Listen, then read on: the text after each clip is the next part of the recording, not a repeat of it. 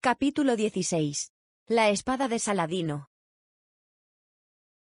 Castro cultivará lazos directos con los comunistas del mundo árabe, el grupo libanés de Abash, los judíos marxistas egipcios de Curiel, los iraníes del partido Tudeh, los iraquíes y los jordanos. En contraste con la agenda soviética, la primordial esfera de interés para Castro estuvo siempre concentrada en los impacientes musulmanes radicales. Este amplio abanico de enlaces servirá con el tiempo para emplazar una pasarela entre la URSS y los árabes musulmanes no marxistas. Asimismo, la realidad militar de Castro no se restringió al África Negra. En el mundo islámico dicha injerencia estuvo generalizada.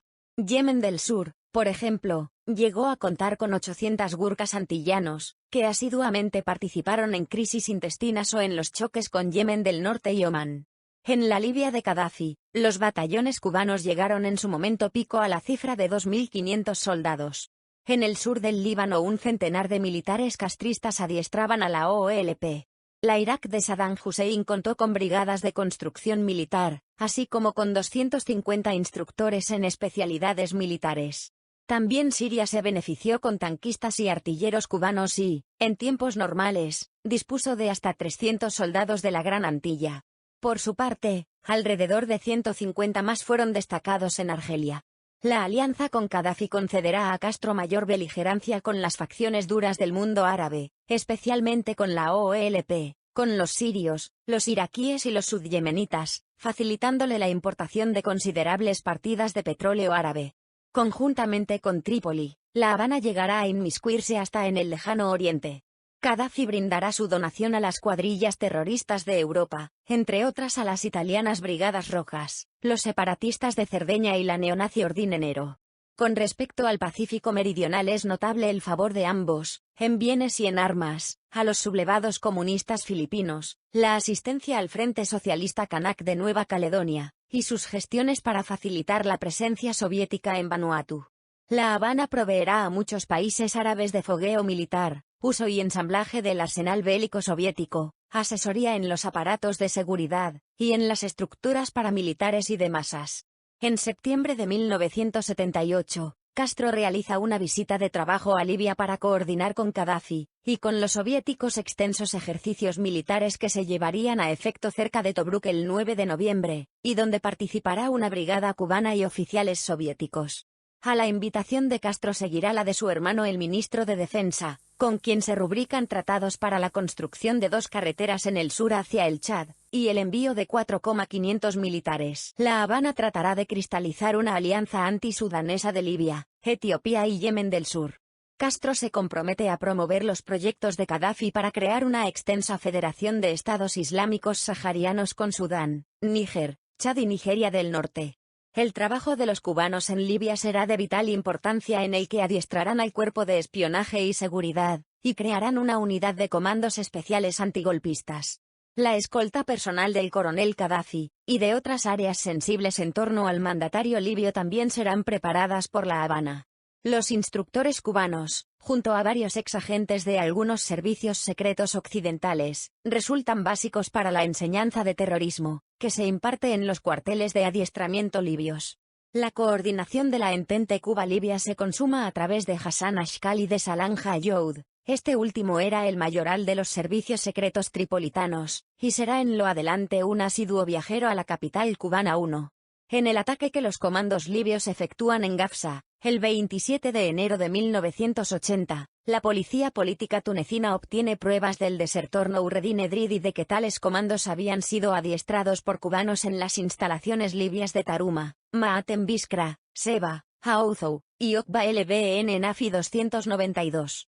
El 3 de febrero, en un programa televisado, algunos de los reclutas detenidos en la agresión a Túnez confirmaban la injerencia cubana. A fines de 1980, Gaddafi romperá el equilibrio en el Sáhara lanzándose a la invasión del Chad dirigida por un Estado Mayor establecido en Kufra, y aconsejado por soviéticos y por cubanos. La Arabia Félix. En el camino descolonizador de Yemen del Sur, tanto Cuba como la URSS se inclinaron hacia el movimiento Front Liberation of South Yemen, FLOSI, que contaba con el sostén del líder egipcio Abdul Nasser. La inteligencia del bloque comunista apenas conocía de la verdadera orientación política del otro movimiento, el Frente de Liberación Nacional, FLN, que a la larga asume el poder tras producir un golpe de Estado contra el FLOSI. El comunista palestino Abash se encargó de presentar a todo el bloque soviético, a los dirigentes del FLN, Abdul Fattah Ismail, Salem Robaya Ali, y Ali Nasser Mohammed. En 1970 la URSS comienza las remisiones de armamentos a Yemen del Sur, y solicita de Siria pilotos para compensar las necesidades adenitas. Pero la ineficacia de los aviadores sirios hace que los yemenitas se acerquen a los cubanos.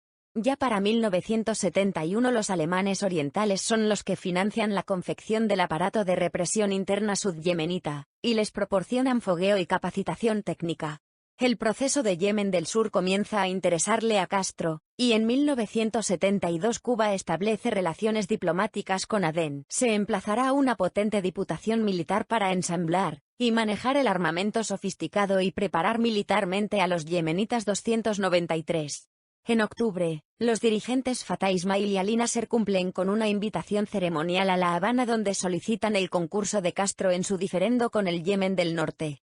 Los oficiales soviéticos se hallan, por entonces, al mando de las brigadas sudyemenitas. En los ataques aéreos lanzados contra Yemen del Norte en ese mes de octubre toman parte pilotos cubanos y soviéticos, especialmente en las misiones nocturnas. De inmediato Cuba se compromete aún más en la subversión del área, al iniciar el adiestramiento de las guerrillas del Omán, en una finta lateral sobre Irán que busca abrir el camino al bloque soviético en el Golfo Árabe. La ayuda a los omaníes se pone en práctica en campamentos levantados en la sexta gobernatura yemenita, bajo el cuidado de un dispositivo de las Fuerzas Armadas cubanas a las órdenes del coronel Waldo Reina, y se mantiene hasta el año 1977 en que son derrotadas por una combinación de unidades iraníes y mercenarios ingleses. En marzo de 1973, el ministro de Defensa de Yemen del Sur, Ali Nasser, recala en La Habana luego de detenerse en casi todas las capitales del bloque soviético. En Cuba sostiene un diálogo con su colega Raúl Castro que tendrá consecuencias trascendentales para el futuro de Yemen. Cuba desplaza efectivos de una división blindada entre Somalia y Yemen del Sur, que será reforzada con cazabombarderos MiG-21 y cohetería a reacción. Estos acantonamientos militares cumplirán una doble función: sostener el gobierno sudyemenita, y amparar una posición geoestratégica en relación con los planes soviéticos. Con el puerto de Adén la URSS cuenta con una base naval en el extremo occidental del Océano Índico que le permite desplazar y reabastecer su flota de guerra en esos mares. Con el aeródromo de Cormacsara firma un asiento de tránsito para sus vuelos de reconocimiento al África y al Índico. A excepción de los enclaves militares en Europa y América, las de Suez, Adén y Singapur eran reputadas hasta la década de los 60 como las bases militares más valiosas de la OTAN. Con la presencia de la URSS y el creciente rol de Cuba, el Cuerno de África se ubicará en lo adelante bajo la sombrilla soviético-cubano. Frustrado por el poco resultado de la colaboración económica y financiera del bloque soviético, y por las presiones de los vecinos árabes para que saque sus soldados de Eritrea, el presidente de Yemen del Sur, Robaya Ali, un socialista moderado, se acercará a Arabia Saudita en busca de socorro económico. Los sauditas responden positivamente pero exigen a cambio el desmantelamiento militar cubano. Los soviéticos y los cubanos reaccionarán en contra del presidente Robaya Ali quien, en lo adelante, se niega a coordinar su política exterior. La URSS se vale de Gaddafi para tratar de equilibrar, con ayuda financiera, la ofensiva de los sauditas. Al final, La Habana y Moscú deciden precipitar la pugna intestina en Yemen del Sur para lograr la deposición del mandatario Robaya Ali. En febrero de 1978, el premier sudyemenita Ali Nasser sostiene conversaciones con Brezhnev, Kosygin y Ustinov y Gromyko en Moscú 294. La URSS apoyará la facción más leal a ella, en contraposición al moderado presidente Robaya Ali. En mayo el ala filosoviética de Fattah Ismail propulsa la creación de un partido comunista, aprovechando la visita del mariscal soviético S.G. Gorshkov. Gorshkov regresará a Moscú acompañado del ministro de Defensa sudyemenita Ali Antar, y allí firmarán pactos militares a espaldas del presidente Robaya Ali. Los cabos se van atando. En La Habana, el legado sudyemenita Saleh Muti se reúne con Castro, mientras el premier Ali Nasser lo hace con una alta delegación soviética en la ONU 295. Simultáneamente, Robaya Ali entra en contactos secretos con al-Ghashmi, presidente de Yemen del Norte, para discutir una posible adherencia de sus respectivas fuerzas en el desplazamiento de los prosoviéticos. Robaya Ali anuncia la decisión de desmovilizar las tropas subyemenitas en Etiopía, y el reinicio de la asistencia a los eritreos 296. Pero la facción prosoviética de Fatah Ismail reacciona de manera virulenta. La respuesta terrorista llega al propio presidente noryemenita, a quien agentes prosoviéticos haciéndose pasar por enviados del presidente Robaya Ali, harán entrega de una bomba que lo vuela en pedazos. Robaya Ali descubre el complot y desencadena una acción armada con tropas leales a su gobierno. En un encontronazo sangriento, las milicias de Fatah Ismail aplastan en varios días las huestes del presidente con el concurso de unidades terrestres cubanas, y de alemanes orientales 297. Los sirios y los iraquíes verán con alarma que las tropas cubanas emplazadas en Etiopía y transportadas al Yemen por aviones soviéticos, resultan el centro motor en el golpe de Estado contra el presidente Robaya Ali en favor de Fatah Ismail 298. Como corolario, se desencadena en febrero de 1979 un ataque de Yemen del Sur contra el norte, donde la URSS y Cuba brindan su apoyo logístico. El Sáhara español.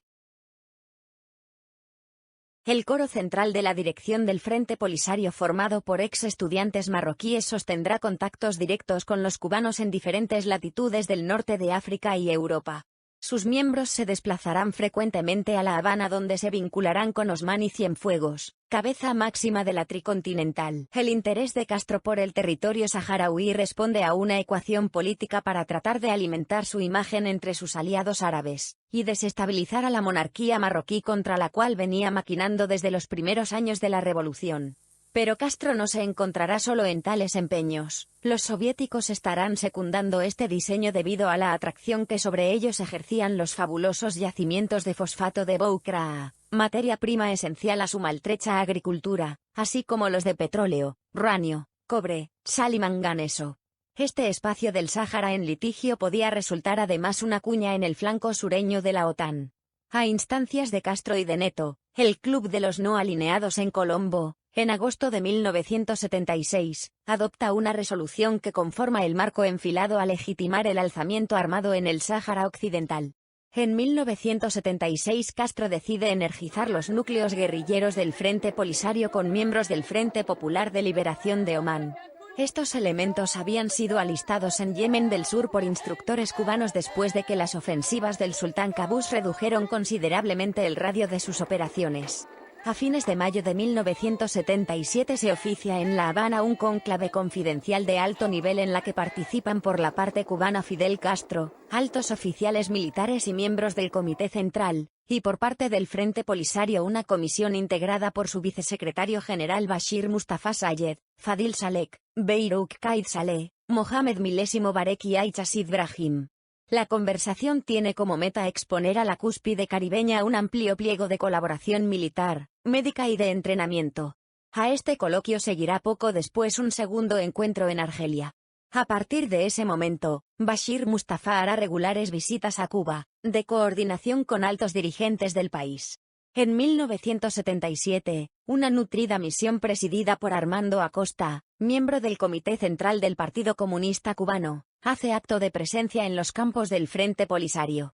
Se inicia entonces la fase intensiva en los entrenamientos militares en Cuba a los reclutas del Frente Polisario. A mediados de ese año, Raúl Castro, los generales Santa María, Cabrera y Pedro García Peláez, el jefe de la inteligencia militar Fernández Gondín, y Giraldo Masola, miembro de los servicios de espionaje, sostienen una extensa sesión de trabajo en Argel con los más renombrados miembros del Frente Polisario, entre ellos Brahim Ghali y Habib Alá. A la reunión asisten por el Ministerio de Defensa argelino los coroneles Abdelhamid Latreche y Yahya Ouishadli. Esta audiencia concluye en un acuerdo privado de cooperación militar entre Cuba, Argelia y el Frente Polisario. Especial cuidado se prestará a la forma en que ha de arreglarse el habituallamiento militar del Frente Polisario por vía marítima, el adiestramiento de 1 millar de saharauíes por cubanos en la base Mers el Kebir, y el uso de la segunda región militar en Argelia como base central. De este modo, los cubanos ubican personal castrense en el paraje argelino de Tinduf, fronterizo con Marruecos, desde cuya ubicación privilegiada podrán asistir al Frente Polisario 299. El propio monarca marroquí Hassan II dará a conocer en una entrevista concedida al Express el 26 de junio de 1978 que disponía de las pruebas que verificaban la participación definitiva de Cuba en la contienda saharaui. La revelación vendrá de otras fuentes, por ejemplo, en 1979 durante una de sus habituales visitas a La Habana, Bashir Mustafa cometerá la indiscreción de referirse públicamente a los cubanos que se hallan en los campos del Frente Polisario desde los inicios de la lucha 300. Castro empleará su flota mercante estacionada en las Islas Canarias, para despachar armas y hombres a las guerrillas.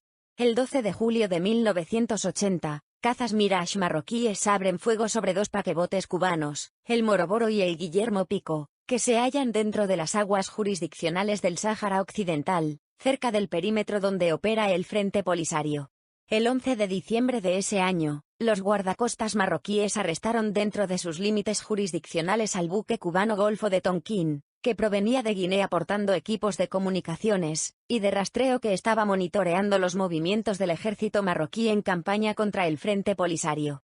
En mayo de 1982, Mohamed Abdelaziz, secretario general del Frente Polisario, aterriza en el aeropuerto de La Habana, a invitación de Castro, acompañado por Ould Salek, a cargo de los servicios secretos de esa organización, al objeto de refrendar un acuerdo para intensificar las consultas e intercambio de información sobre asuntos internacionales.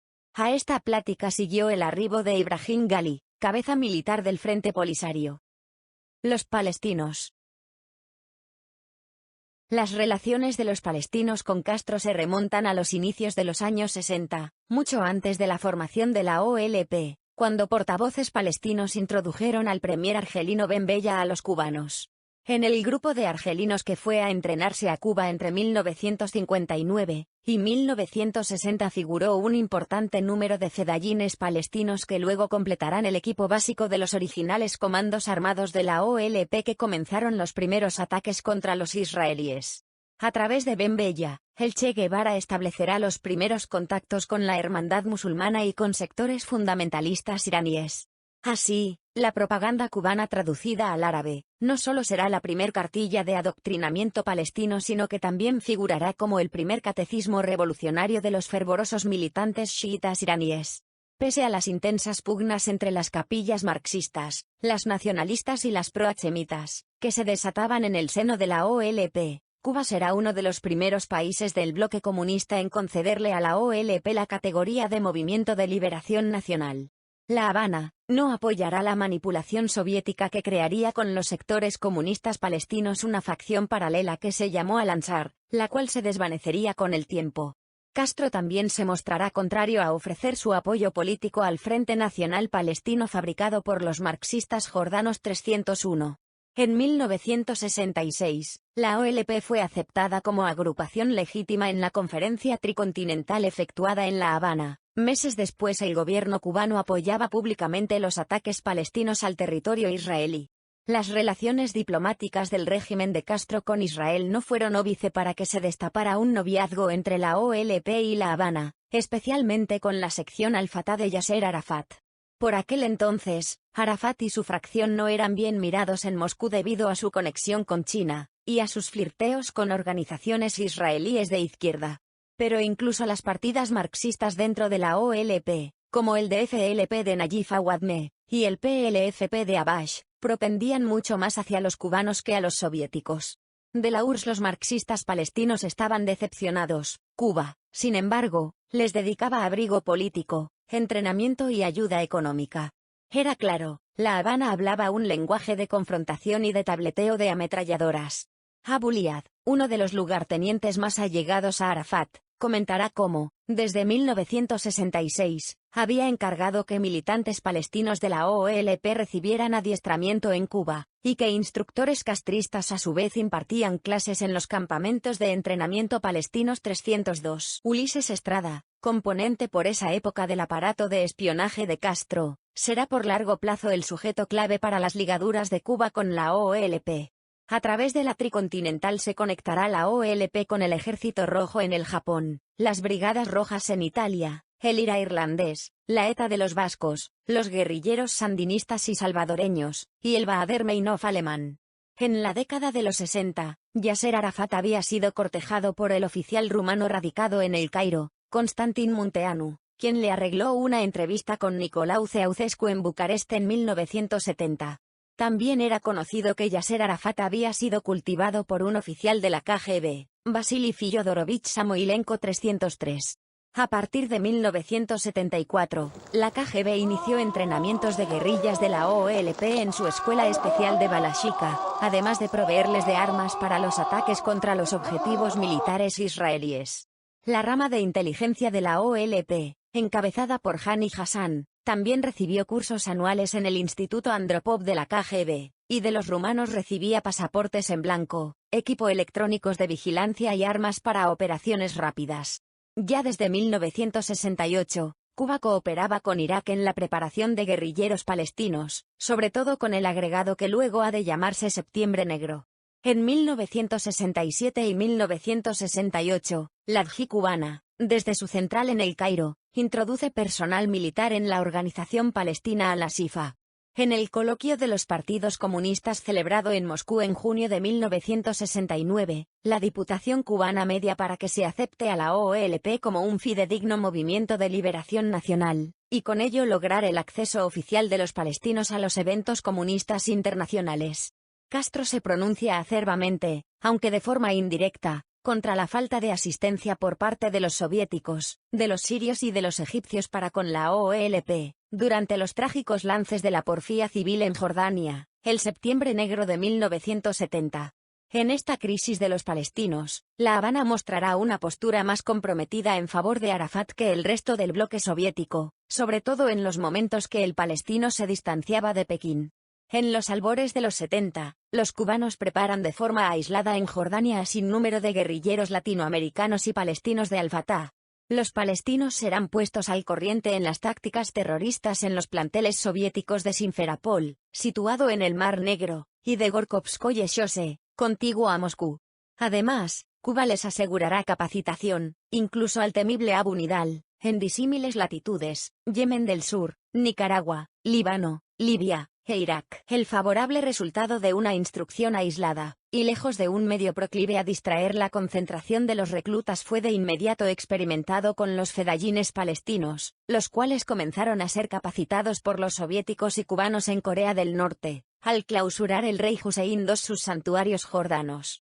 La Tricontinental será también una de las promotoras de la Conferencia de Badawi, Líbano, en mayo de 1972, donde bajo la batuta de Abash, Abul Yad y Fuad Chemali se darán cita a las principales organizaciones terroristas internacionales para acomodar un apoyo más concertado de sus operaciones en el Medio Oriente y en Europa Occidental.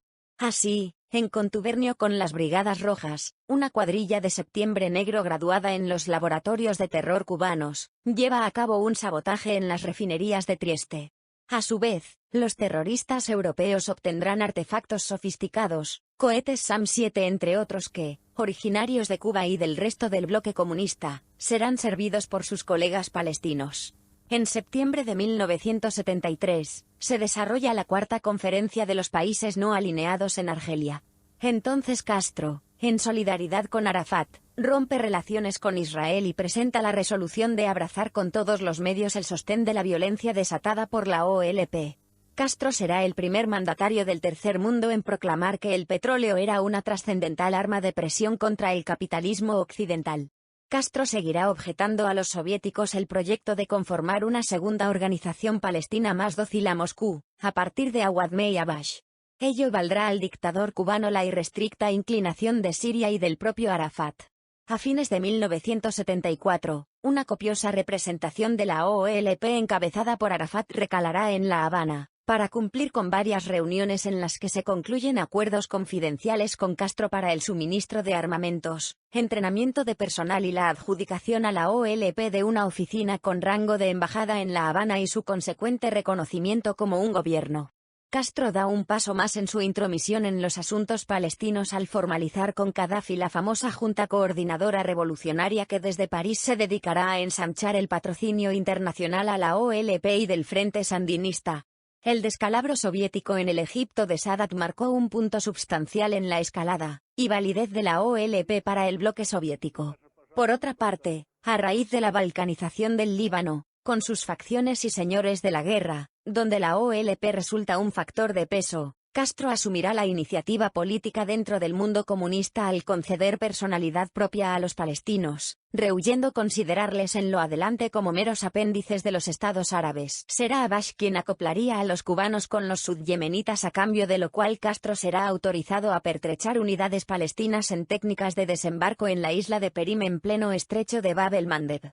Así la OLP empezará la nueva estrategia de los ataques anfibios comandos hacia territorio israelí. Durante cierto tiempo La Habana no querrá suscribir públicamente la fundación de un Estado palestino independiente debido a la reacción contraria que tal esquema despertaba en algunos estados árabes. No obstante, la prensa cubana acometerá violentamente contra Siria a raíz de sus ataques a la OLP durante la Guerra Civil Libanesa en 1976.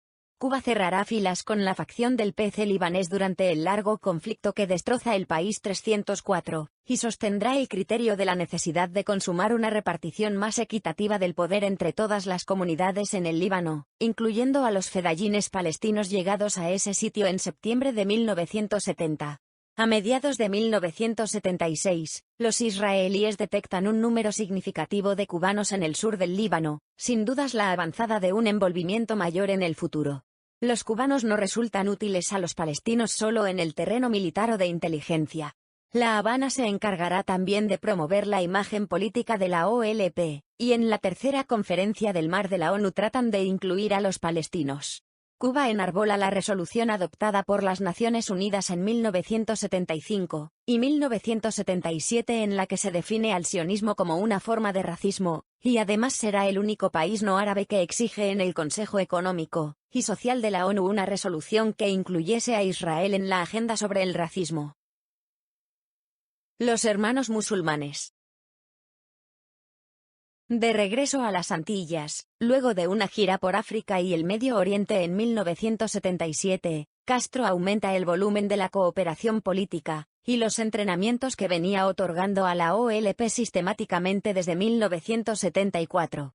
Arafat se aventura con Castro para labrarle en el Medio Oriente la candidatura de Cuba como sede del movimiento de los países no alineados. Y es precisamente en la Conferencia de los No Alineados de La Habana que Castro propone la formación de un Estado independiente palestino, en contraposición con la idea de crear entidades autónomas en la Franja de Gaza y en Cisjordania. Tras una conversación con Abash, en marzo de 1978, los cubanos conciertan una alianza secreta en La Habana entre la OLP y el Frente Sandinista. A raíz de estos arreglos, los palestinos darán acondicionamiento en el Líbano a las guerrillas salvadoreñas del Frente Farabundo Martí. Shafiq Andal y Cayetano Carpio, máximos exponentes del Partido Comunista de El Salvador, se transformarán en los correveidiles entre palestinos, sirios y cubanos. Castro aumenta entonces su presencia en los campamentos palestinos del Líbano 305. Los centros de inteligencia cubano en Beirut y en Chipre constituirán los nervios centrales en las relaciones con la OLP. A través de ellos se canalizará el grueso de la cooperación económica y militar a este organismo, así como a otros grupos terroristas. En el Líbano, Cuba ubicará como su representante diplomático a un sazonado espía, Miguel Brugueras, que luego se acreditará en Panamá, para realizar el trabajo de auscultar a los candidatos palestinos que recibirán en Cuba y Yemen del Sur los entrenamientos de espionaje, militares y terroristas. Este modus operandi será introducido también en Angola 306. En una entrevista de prensa realizada en mayo de 1978 por la agencia noticiosa Reuters, Abu Salah Khalaf, jefe militar de Al-Fatah, confirma lo que era un secreto a todas voces, que muchos fedayines palestinos recibían preparación combativa en Cuba desde la década de los 60-307. Antes de concluir el año, alrededor de 500 palestinos serían mandados a Cuba 308 para ser entrenados. También en 1978 el agente cubano Alberto Velasco será denominado embajador en el Líbano. Semanas después llegan técnicos cubanos a las áreas de entrenamiento guerrillero palestinos en Tiro y en Sidón, al sur del Líbano. Un año después, un puñado de instructores militares soviéticos y cubanos ayudaban a la OLP a fortificar sus emplazamientos a todo lo largo de la ribera del Litani. En la isla sud-yemenita de Socotra, Carlos el Chacal, notorio autor del ataque a la Rue Marbeuf, compartirá con enviados de Castro las tareas de instrucción a grupos insurgentes y terroristas, a componentes del Frente Popular de Palestina, y a personas como George Abdullah, Seilen Jibril y Jacqueline Esber del Al-Arf del Líbano. Si bien los acuerdos de Camp David desequilibran la política del bloque soviético en el Medio Oriente, Castro intuye la necesidad de evitar que la OLP caiga en la trampa de la administración norteamericana, y en consecuencia decide montar una campaña internacional en contra de la agenda de Camp David. En una conversación entre Arafat y los jerarcas soviéticos Gromyko y Ponomarev 309, el palestino expondrá que en la conferencia de La Habana se logró, con ayuda de los cubanos, una posición condenatoria a los acuerdos de Camp David, pese a las maniobras de Yugoslavia y la India que estaban en contra de una decisión anti-egipcia. De acuerdo con Arafat, tanto Saddam Hussein como el sirio Hafez el-Assad se sumaron a Castro en un poderoso cabildeo. Apuntará Arafat que 310 la sabiduría de Castro significó un papel decisivo en lograr tales resultados. Durante los últimos 6 años, nuestras actividades entre los estados no alineados produjo resultados en La Habana. Nuestra actividad en Europa está basada en la necesidad europea del petróleo árabe. Si bien los centros de adiestramiento cubanos para la OLP se hallaban fundamentalmente en Argelia, Yemen del Sur, Siria e Irak, tanto los cubanos como los soviéticos determinaron ampliar los centros de instrucción militar de ambos países fuera del mundo árabe, sobre todo en la URSS, Checoslovaquia, Alemania Oriental, Cuba,